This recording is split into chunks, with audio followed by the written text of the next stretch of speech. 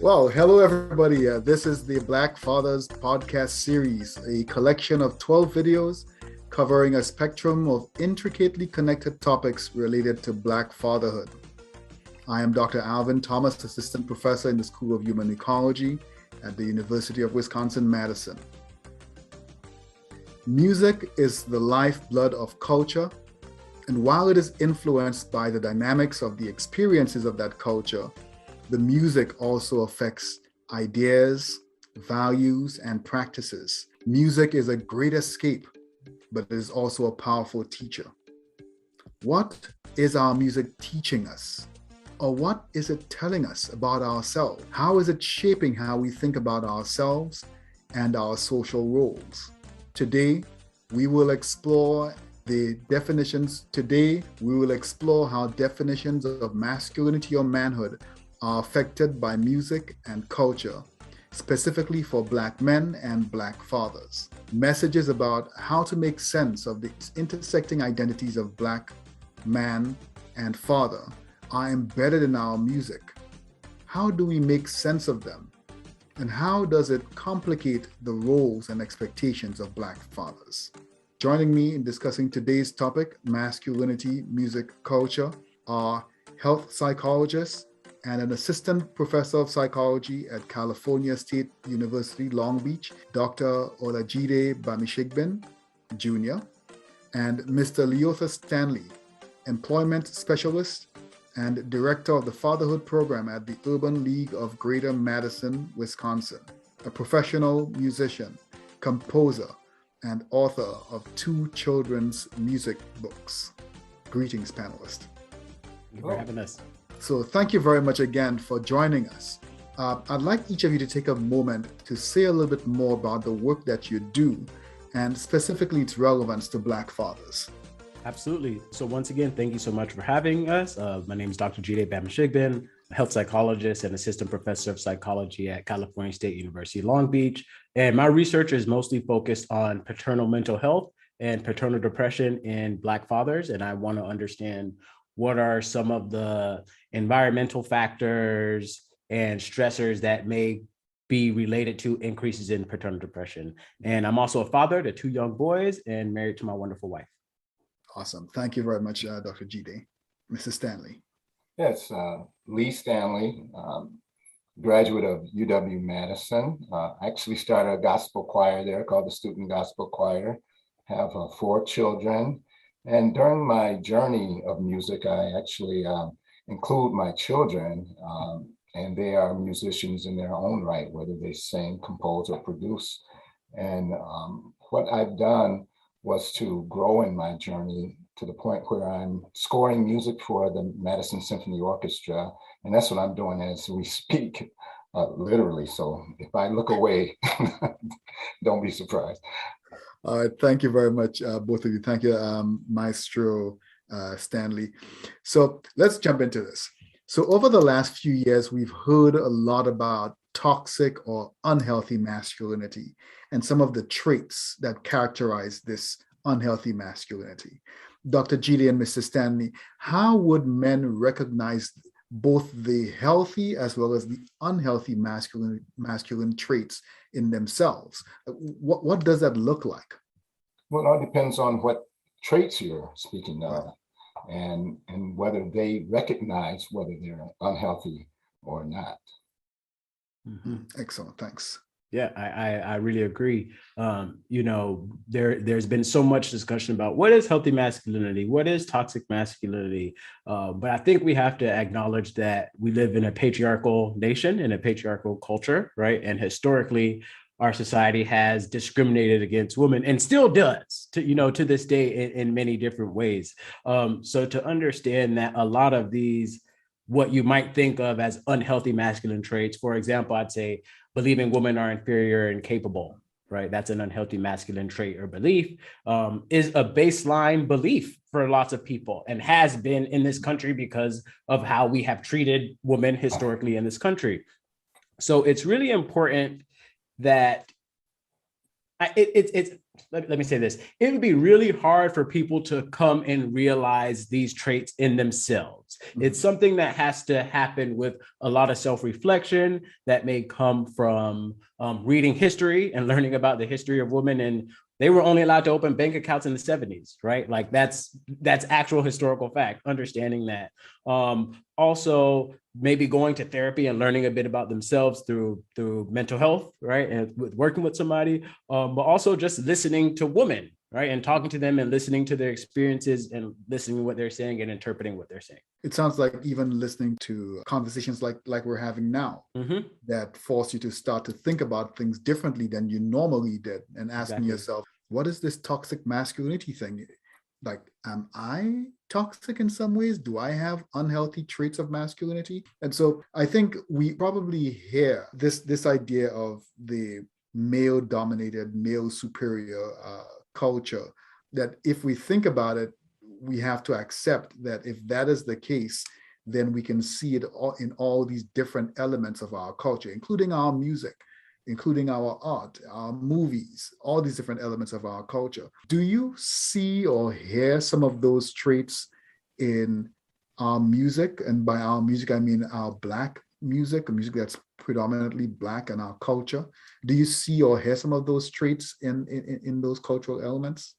A lot of the music in the 70s, it depicted more of a real man versus a good man. Mm-hmm. And what is a real man? What is a good man? So strong, never cries. I'm the one that goes out and kills the lion. You know, that's the real man. Then the good man's the one that provides, and the one that's loving to the woman. And we heard a lot of those songs in the 70s where it gave the character building in a lot of the young men. And that's the era that I grew up in.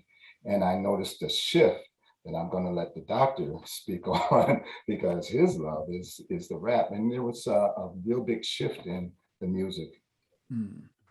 Yeah, so I say this as a big fan of rap. Okay, I grew up on rap music. Okay, like my sisters used to have the Snoop Dogg CDs. I listened to them. You know, when I was in middle school, you couldn't tell me that I was not a member of G Unit with 50 Cent. You know, like I absolutely love rap music. I've loved rap music my whole life. So everything I say comes as somebody who's listened to a lot and loves the music. Rap music and hip hop absolutely has a woman problem, you know, and absolutely transmits, you know, a lot of negative messages about women. It's not even a question, especially the mainstream rap, right?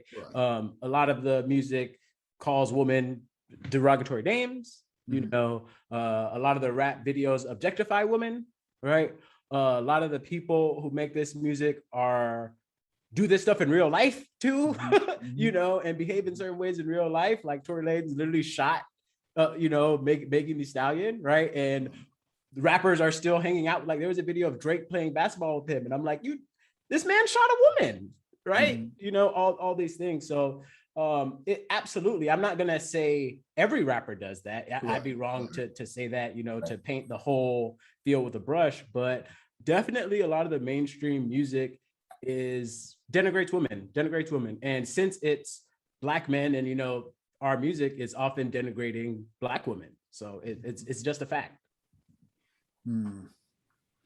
I don't think it helps the situation when I listen to music purposely to see what or hear what women are saying. Right. And some of that is, you know, to the raunchiness, and it perpetuates what the men are talking about. I listened to a song yesterday and I had to hurry up and turn it off. So you're hearing the perpetuating or the continuation of one kind of derogatory line of thinking and reasoning around masculinity and its understanding or its interaction with femininity and with women.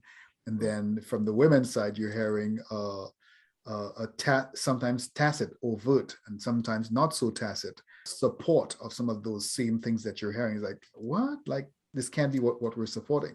So talk a little bit about how one's sense of masculinity. So in the back of your mind, this idea that we have this perpetuated in our music and in our culture. How does one's sense of masculinity influence the relationship with women and with decision making? So we just heard about all of these put downs and denigration of women, and in this case, Black women. How does the repeated exposure to that kind of messaging affect or influence one's relationship with women? I think that's a great question. It does, absolutely, right? It absolutely does. Our masculinity is shaped by our environment. That's the truth. It's shaped by the things we experience and the things we see, and the things we hear, right? So, it might be shaped by your father, right? Your father and how he was, whether he was around, right? It is shaped by the music we hear, shaped by the movies we watch, because we understand what a good man does, what a bad man does. I think generally, even young kids kind of have somewhat idea of good guy versus bad guy. But with regards to women, the things we hear influence how we talk to them, and the beliefs we have about them, and the way we think they deserve to be treated, right? As opposed to understanding that, just by virtue of living in the world as people, they deserve to be treated well, right? So it's hard. It's very hard. Yeah, I was going to mention about the environment too, and your inner circle of friends and what they're listening to, you might listen to, and then what those words are saying becomes part of your psyche, and then you start to utter those words when you get around the women, and then it becomes a habit, and then it becomes who you are the more that you do it, and then all of a sudden you're writing even songs that say the same thing, and that's how it grows. So your character actually, well, at least mine, it doesn't allow me to do any songs that would denigrate a woman or talk bad about anybody. I'm more about joy, happiness, peace, and just things that uplift you. And so the more that you hear those things, it's almost like the kids that you keep hearing, you're not going to be anything, you're good for nothing. And all of a sudden they end up that way because that's all they hear all the time. Mm-hmm. And that's why music is such an influence around the world. And that's why it's a universal language. And if we could just probably have those good, solid messages, I love messages in the music, it would make a difference in a lot of lives. And also just want to add to that, you made a really good point. Girls and women are also listening to this music too, right? So we're talking about it, kind of thinking about, the male side. The girls and women are also listening to this music. So they're listening to music that denigrates them, right? And either they're going to feel bad about the denigration, but if you're listening to the mainstream rap music and you like that, you really have no other way to go to listen to music. So you have to deal with the denigration, or maybe they internalize that, oh, is this what's desirable for me? Is this the way I need to act? Is this the way I need to dress, behave sexually, so that way men will want to be with me or guys will like me, right? So I think it also affects them. And, I know we're talking about the masculinity, but it affects them in their internal sense of self and their femininity as well. I like that you brought that out. I'm really appreciative of the direction that both of you are taking. I have a 14-year-old niece and a 16-year-old nephew, and every so often I hear a song and I cringe, knowing that my niece is going to hear that song, and not just hear the song, but also watch the video or see the video. And I wonder what it does to her. I wonder what it tells her about herself, because one, the people who are involved in this are popular, they're acclaimed, everybody knows them, everybody seems to love them, they look wealthy, they look like they're successful. And so she's watching this and she could be assuming that that is what success looks like for a woman. So if we go back years into the Tip Drill video, if I showed my niece that video, you'd probably go to jail if you showed your niece that video. Yeah, you would go straight to jail. First, I'm too young for it. I'm too old for it. I don't even know what you're talking about. It was a video by Nelly. So I think it's a good time to give context for it. It was a video by Nelly for a song called Tip Drill, and they played it on BET Uncut, and it was even by today's standards, and we moved a lot. Right. It's extremely wrong. There's a scene where he swipes a credit card down a woman's Oh yeah. butt, you know, and there was a lot of pushback on it, you know. So even at Spelman, you know, women were like, no, this isn't, you know, acceptable. Women at Howard were like, no, this isn't acceptable. So I think, sorry, just a little context there. Yeah. No, I think that the context is well needed, because that video, the fallout of that video happened while I was still at Morehouse. And there was at the very beginning of it, there was a stark difference between how students at Morehouse and students at Spelman were responding to the video.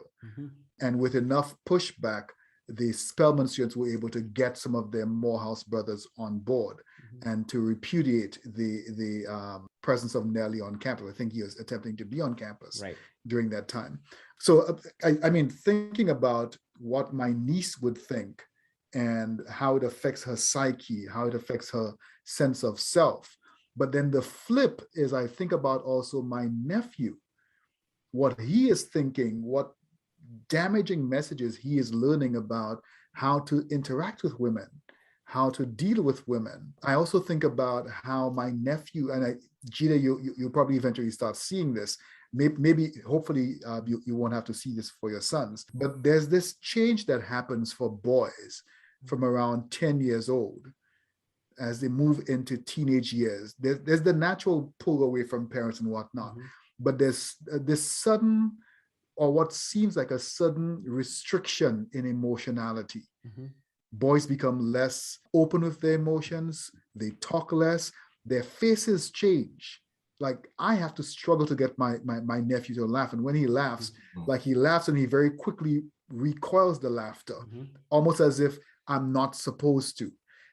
As we think about the messages that we get through our music, as we think about what this culture looks like for our kids, let's talk a little bit about how a man's masculinity is connected to his emotional awareness, and how music and our culture plays into the messages around that.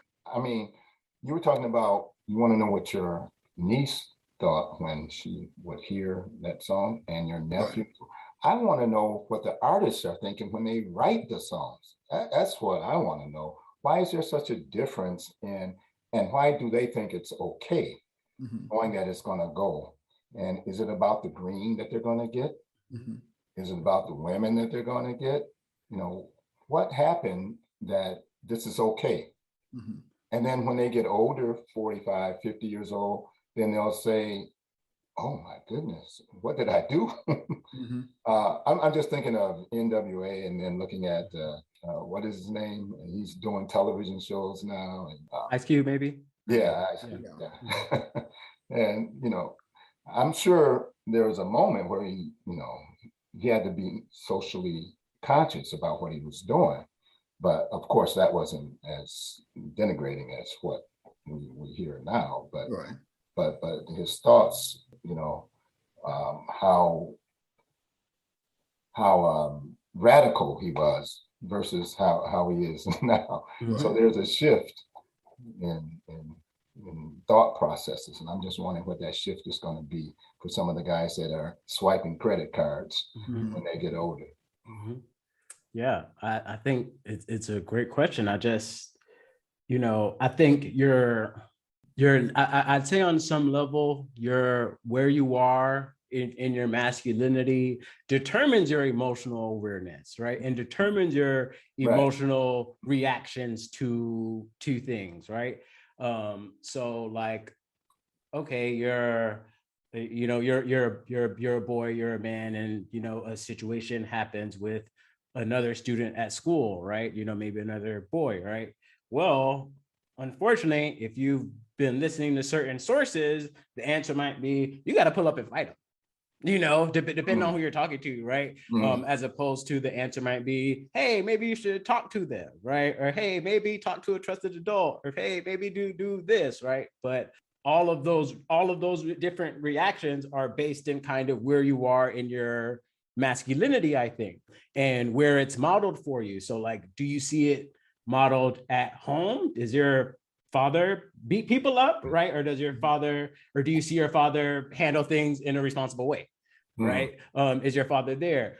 In the music you're listening to, are you hearing music where people are saying, hey, you know, we can solve our problems? Or are we listening to music where men are talking about literally shooting each other for small disagreements, right? A parking spot, yeah. Or over a parking spot, right? So it's a fair question to understand where our masculinity affects our emotional awareness, but I think that's where it is. Yeah.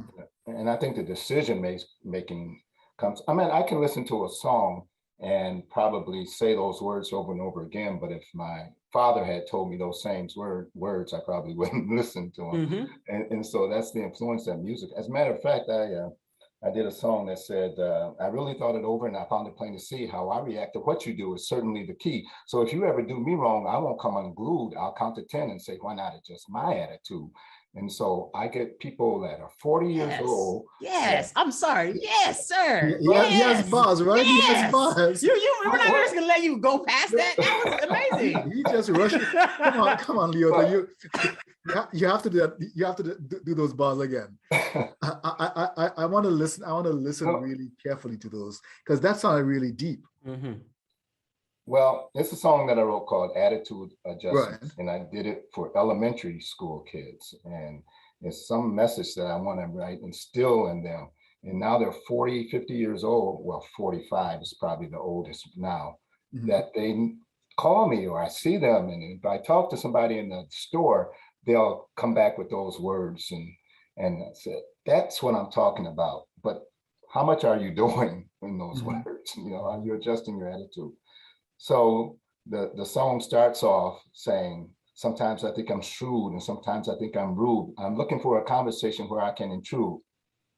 I looked in the mirror and I said, hey, dude, what you need to do is adjust your attitude.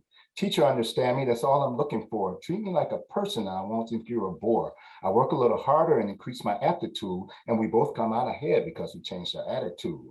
I really thought it over and I found it plain to see how I react to what you do is certainly the key. So if you ever do me wrong, I won't come unglued. I'll count to 10 and say, well, not adjust my attitude.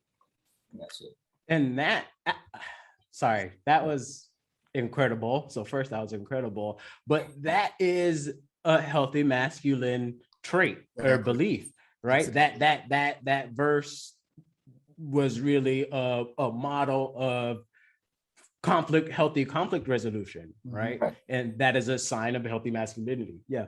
Walk away. I mean, I listened to that verse and I heard content for at least 3 or 4 therapy sessions. Wow. So in a verse, a child or a group of children was just exposed to 3 or 4 therapy sessions. Imagine if these kids have access to that verse recorded that they can say and listen to repeatedly over and over until it begins to change their psyche. And so I think it brings me to this other piece that when we look into our culture and we see who is creating art, because that's what music is, it's art. When we look at that, we start seeing that the people who are creating art, we treat them, and well, in essence, they are our philosophers. They are our thought and idea creators. They sit at the boundary between today and tomorrow, between the present and the future. And you're saying, Leotha, at the beginning, when you look at people like Ice Cube and Snoop Dogg and others, you look at them at their point, the heyday of their careers, when they were sitting at their cusp of today and tomorrow, between now and the future. They may not have had access to the resources. They may not have had exposure. And so all they had to give, all they could choose to give was what they had, which was toxic, which was trauma, which was pain. And they put that out there. And people, kids who are listening to it, are picking that up without any map for how to navigate that pain and trauma. But it allowed them to know, or it gave them the sense of, I am not the only one who's struggling. This music, so for example, I remember when I was teaching high school, a lot of the boys that I taught would tell me that they loved listening to Eminem because it wasn't so much, so the music was great, the beats were catchy, the bars were great, but they heard themselves in his struggle. Mm-hmm. And that's not enough. It's not enough to just talk about the struggle. We have to provide a map to the struggle and through the struggle, a guide for how to deal with the struggle. And I think those bars that you just presented does exactly that. It tells you, yes, here are these challenges that you might encounter, and here is the way through those challenges. Here's the success. And you're talking about how guys who are 45 years old are reaching back and saying that those little bars you gave to me, I've been hanging on to them. Thank you for that. Thank you. You're welcome. And it's all about leaving a legacy, Mm-hmm. I think, and my kids actually sang those songs, and so it as a matter of fact, my son had to do one of the songs when he got drafted, and he did it in front of all of the other football players, and it was just a little kiddie song that he had to do, but he was speaking from what he knew inside. No, this is really great.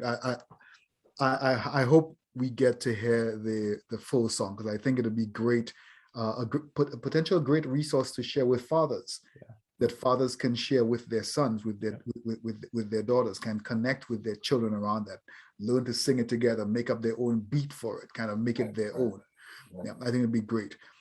So I think both of you would agree that music is powerful, that music is seductive, and often unconsciously so. We often aren't aware that we're being driven by the music. We often aren't aware that we've been seduced by the music.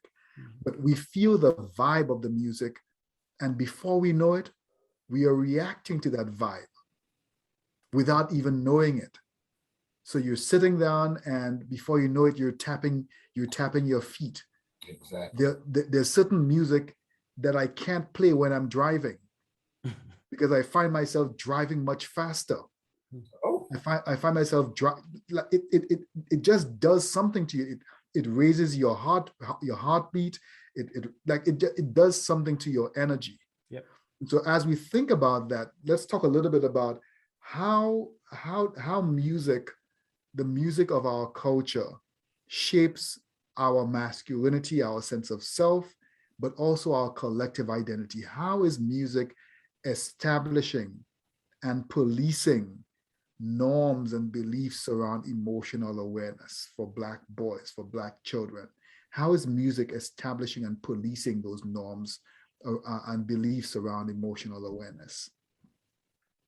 I think the interesting thing about art, a broader point about art, is that art, in addition to representing the future, art is also a mirror.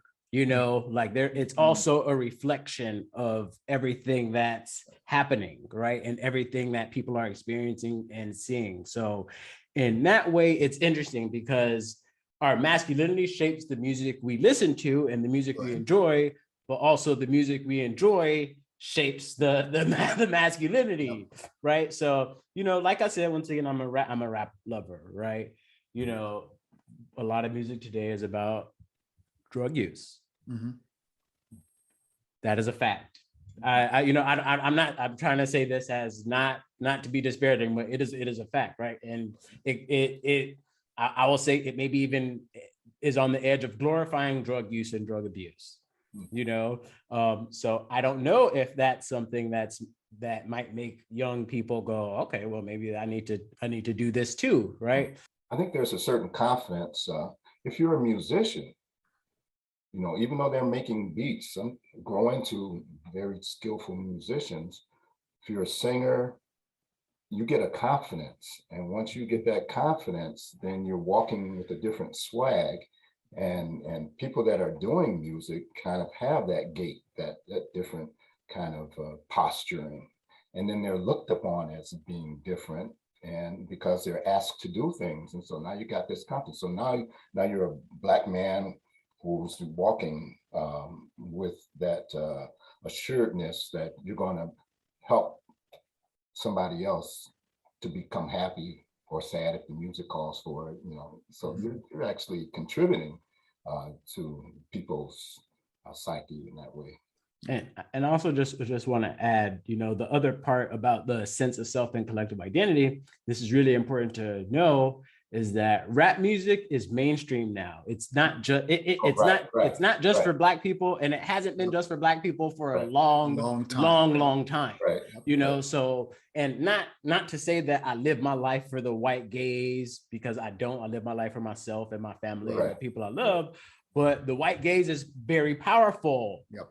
And it affects us on a daily basis, and the experiences that Black men and Black women and Black children, Black girls and boys live with every day, it affects us. So also the music that they're playing, if somebody has never met a Black person, right, but they listen to DaBaby, right, that's gonna be in their mind of who Black men are like, right?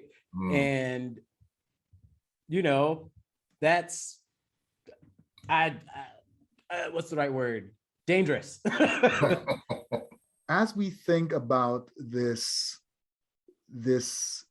restricted emotionality and the negative traits that are sometimes embedded in our music, and again, like Jide, Dr. Jide, I want to make sure that people do not come away with the idea that we are beating up on rap music, because I can think of music in the Caribbean, I can think of Trinidad, I can think of Denry segment, I can think of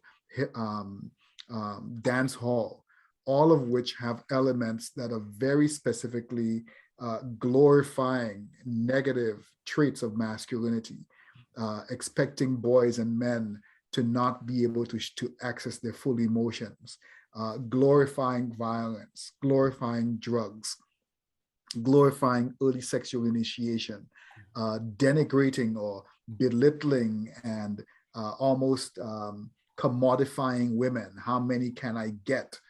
Kind of feel. So this is not an issue just with rap music, that this is an issue throughout. But as we think of the positive elements of music and where we can find benefit from music, how can we use our music and our culture to become our best selves, our best father self? And maybe to expand that, how can we leverage music then to nurture that in our boys and men? I know, Leotha, you work specifically with fathers and with men. How do we use music how do we leverage this music to help nurture these positive traits in our young boys and in our men? Provide opportunities, and I guess I'm in a position to do that. Where, like one of the fathers, he's a DJ, and I had him do something at a voter registration, and as old as he is, he appreciates the opportunities that I afford him, because he probably wouldn't have done anything like that on his own. And so that gave him a sense of acceptance by the people, a different kind of audience that he normally would have. And it gave him exposure. It increased his image because of his performance. And so I think that a lot of the opportunities, I took my son to see the Shy Lights and the Spinners, and when he was like 10 years old, and we would even drive far to see them in Indiana, and then we live in Wisconsin. And so he sends me R&B from the 70s. Now he's 36, so he's chilling back listening to R&B, and I know that he's probably doing that with his son as well. And so it's just opportunities. Church is another place where a lot of musical opportunities happen. Of course, a lot of the artists today that we listen to come from church background, and so there's a lot of freedom that you find in that, and that creates a healthiness just because you were free when you were singing in church. Thank you. I think that's a great answer. And I'm going to be honest. This is a question like, how do we use music and culture to become our best selves and our best father selves? I think to answer for myself, I acknowledge at least who these rappers are. and where they've come from. Like many of these rappers, young Black men, are people who grew up in extreme poverty, experienced extreme trauma, like beyond levels, have had experiences with the criminal justice system, and still they found a way to engage in art and become famous, right? So like that broader lesson is something that I take and that I want to instill in my kids. Like, look, these are people like Notorious B.I.G., the bit like somebody considered the best rapper, right? It's somebody who came from extreme poverty, and look what he was able to do with his art, So I want to encourage that. But as a father, it's something I struggle with every day. Like I listen to rap music all the time. I do not play rap music around my own children, though. Right. I cannot do it. Even the clean versions, I cannot justify it. I just can't, and it feels bad. But I know that at the end of the day, my older one's in public school. My young one's, he's 3, so I don't have to worry about him. My older one's in public school. He's going to go to school and develop his own interest. Yep. And I think it's important for me as a dad to contextualize this stuff for him. Not that he's listening in the future, but like Future may talk about this. Future does not do the stuff he talks about. These people are not. How old is he? My son is 6. Oh, okay.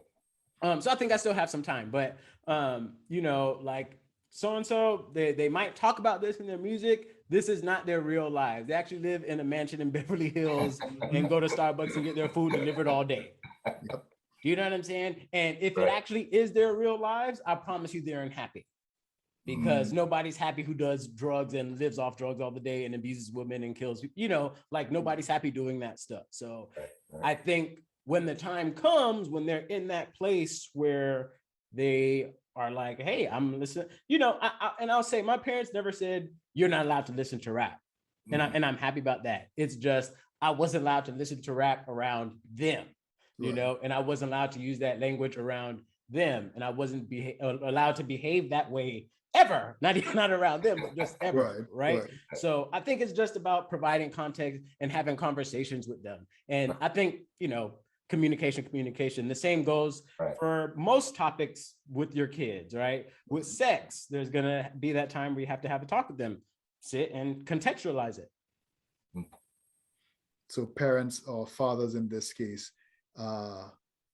having to step up and becoming the filter between their child and the music that the father has grown up on or is part of. Right. And I think that's kind of brings us home to the end of our discussion, because I think ultimately that is the role of the father, that is the role of the parent. And it's not just with music, it's with everything else. That you have a child who is still a relatively new organism. 6 years old, that's nothing. That's no life yet. Yeah. Right? The coping mechanisms for dealing with exposure to drugs, dealing with sex, dealing with denigration of women, that does something to you. It does something toxic to your own body. But recognizing that as an adult, you can see that song, you can see that video or listen to that song, and you can step back and say, you know what? Yeah, I know it's bad, but here's what I also know, that this is not these people's reality. That, like you said, they live in Beverly Hills, they have their food delivered. They're singing about being from Compton, but they don't live the life of Compton. Not anymore. Not anymore. It's a very different reality. And so it's the job of the father to step in and say, okay, great. As my child starts to curate and get interested in music, I don't just tell them, don't listen to, or you can't listen to.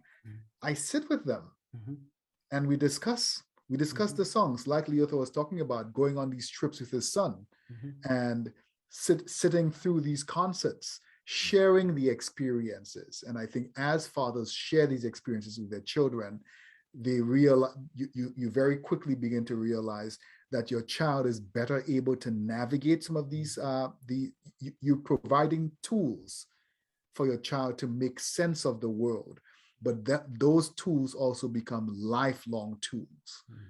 So as opposed to telling your child do or don't do, which doesn't come with any innate tools that they learn, you actually sit with the child and help them figure out how to do or how not to do.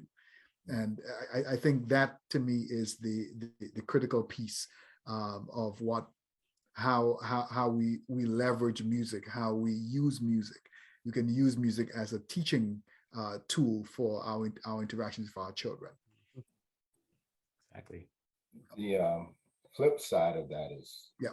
sometimes the wrong decision is made when you're sharing with your child because of your love for it, and you want your son to experience it, might have adverse results, as what happened in Houston at a concert. That's true. With Astro World and Travis Scott, that's a very good point. That is a very dark side.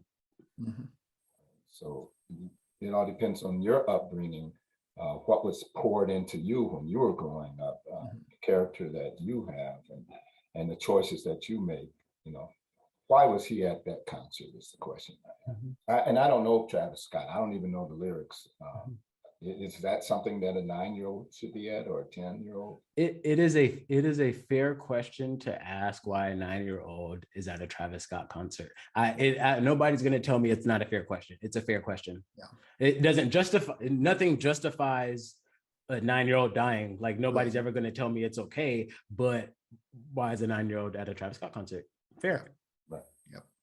So putting our children at in undue risk or harm's way, essentially. Yeah. Thank you very much, gentlemen. This, I think, was a really great conversation. But as we come to the end, I think we always try to end these conversations with some key takeaways or key practices that parents, or in this case specifically Black fathers, might be able to engage in. So something that a father can leave with and say, you know what, I'm going to go try this. So I'll give you each a few minutes to just give us about 2 takeaways or 2 practices that you think fathers could engage in around music with their children. But listen to R&B with your children. The 80s and 90s R&B is a golden age of music, okay? Black men singing songs, begging for their girls back, like letting them know how much they love them, and these are a lot of the singers who did grow up in the church, like Maestro Lee was explaining, right? So they sing, it comes with a lot of respect, like Listen to You by Jesse Powell, like my kids know Mariah Carey, Always Be My Baby, there's so much good music that doesn't have toxic messages. It's hard to justify letting your children listen to music that has toxic messages because there's a whole world of music, so let them listen to some 90s R&B, I promise you. And, for myself, I think it helped me tap into my romantic side, listen to that kind of music, right? I want to be cuddled, right? I want to be loved. I want to be taken care of, and I want to do that for somebody else. And the R&B will do that for you. So, rap, definitely not for young kids, but R&B, anybody can listen to it. I just have something simple to say is that people most times emulate who they like, and just be careful who you're liking. That's all I have to say. Yep. Simple but profound. Be careful who you're liking. The messages that are coming from the people who you're choosing to like, choosing to follow. Even if you say you may not agree with those messages, you keep repeating exposure to those things, especially for kids. Very soon you're going to start espousing those same messages in one way or another. And that goes especially for kids. That goes especially for kids. And if you impressionable, and if you're a dad with a son, and you have a good relationship with your son, more times than not, your son wants to be you. Right. Yep. And in fact, your son wants to be you oftentimes, whether you're there or not. Right. So it's important to be there and be responsible and be engaged. I'm sorry, I just had to piggyback on what you said. I think that's great, because I think I'm going to amend to that to say that your son wants to be you, and your son can either have help in trying to be you, or he can be what he thinks you are, or what he thinks you want to be. So if your son sees you acting a particular way, or saying a particular thing, or listening to a particular kind of music, he automatically assumes, because this is the childlike mind, he assumes that you agree with everything, and he's going to try to be that. If you have a relationship with your son and you're present, whether you live with him or not is moot. But as long as you have that relationship with your son, and your son starts acting out things that he thinks you want, or that you agree with, you are there to correct and say, no, that's not what I mean. I actually mean this other thing. And then, of course, that provides you with feedback for yourself to figure out, oh, I thought he was getting this and he was getting this other thing. So, for example, you have a father who's sitting on the couch playing his video game all day long while his wife is cooking and cleaning and slaving in throughout the house. And then you have a son who pops up and wants to do the same thing every morning. And the father turns around and says, you have to be responsible. You have to be a man. You have to go do your chores. But that's not what I see you doing. Right. I'm trying to be you. Right. You just sit around doing nothing all day. I want to do that. That's what you do. Parenthood is very much a lead by example kind of thing. There's a quote: your kids will never listen to a word you say, but they never fail to imitate you. They'll never listen to anything, but they will end up like you. And who is the man you want your daughter to marry? Ooh. Yep. Are you comfortable with her marrying a man that looks like you? And when I say looks like you, I don't mean physically looks like you. Right. But a man who behaves like you. Sirs, I think we have come to the end of our discussion. I think this was very enlightening. I hope to be in touch again. I think there's some really good critical pieces that were brought up here. So thank you very much again for your time, your experience, your expertise. Everybody, thank you again for tuning in. There you have it. The experiences of Black fathers, comparatively non-existent in the literature, but we hear of those experiences in the music. We see it in the culture. The messages that Black fathers are living by, the messages that Black fathers are supporting. How do we break that cycle and adjust those messages for ourselves, but also for our children? How do we provide that kind of support for our kids as they engage with the culture, as they engage with the music? How do we become our best selves? Not saying we shun the music, but how do we adjust the music for ourselves? How do we do that for ourselves and for our families? Thank you very much again. This was another episode of the Black Fatherhood podcast series. I'm Alvin Thomas, and I look forward to seeing you again next week.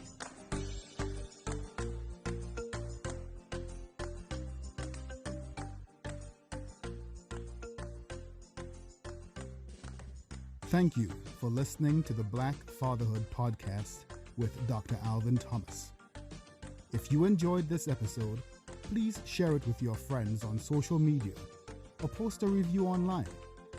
Thanks again for being part of the conversation.